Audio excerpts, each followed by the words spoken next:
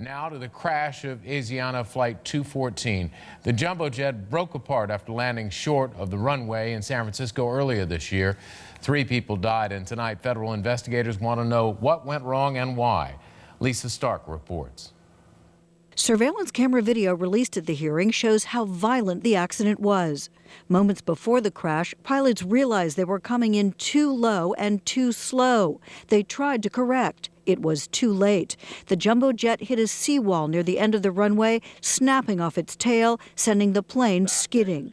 3 passengers, teenage girls, died. One key focus of the hearing, how pilots use sophisticated cockpit computer systems. We do have an issue in aviation that needs to be dealt with respect to automation and performance when it comes to the interaction between the aircraft and the human being. In the Asiana crash, the captain disconnected the autopilot to take over the controls, but did not realize that also disabled the automatic speed control on the Boeing 777.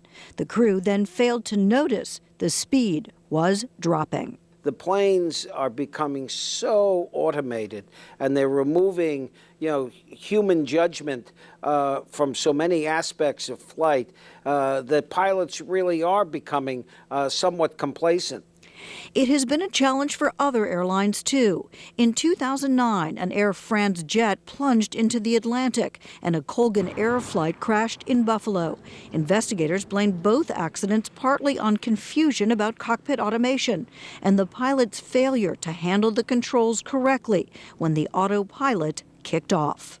Just last month, the FAA issued a report that found that pilots are so reliant on the automated systems on airplanes that they're sometimes losing their skill to actually take over and fly the plane in an emergency. The report said pilots should be given the chance to practice their basic flying skills, both in the plane and during training. Working on manual flying skills is always a good thing, and we should continue to make sure that we create opportunities for us to kind of refresh that muscle memory, if you will.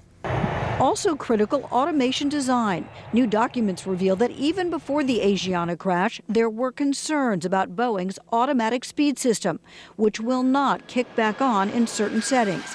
The Asiana pilot told investigators he thought the auto throttle system, the system to maintain airspeed, was always working.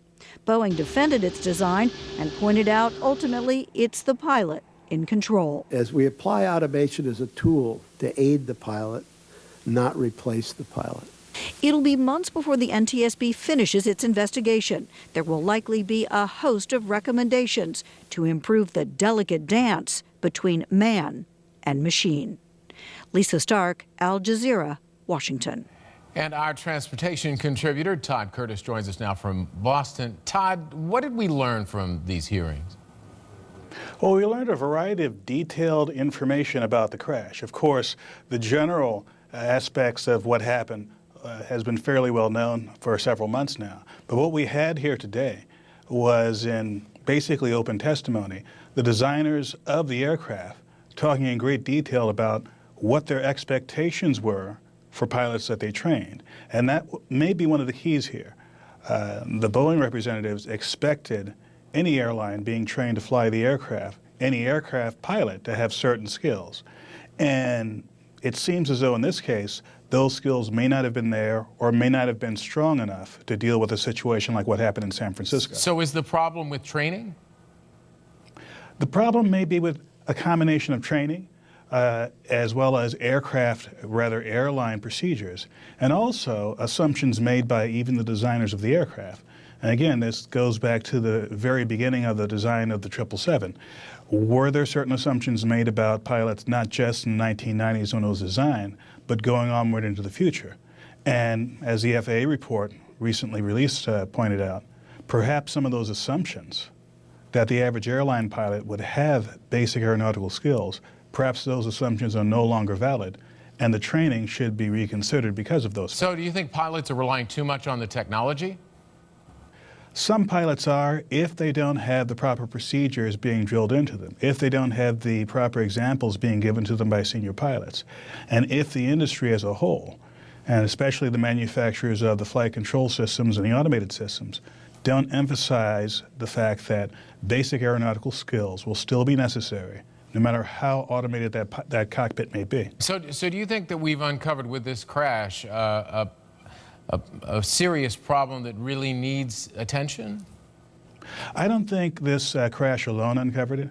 I believe, as the FAA report pointed out, there are other indicators that this may have been a problem.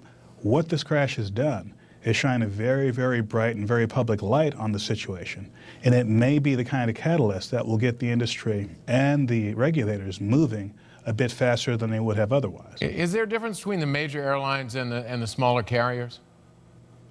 When it comes to basic training for how to fly a particular aircraft model, not really, because both the large and small airlines are looking toward the manufacturers of the aircraft and of the particular control systems on an aircraft to make sure that they are trained to a very, very high level, no matter what size airline.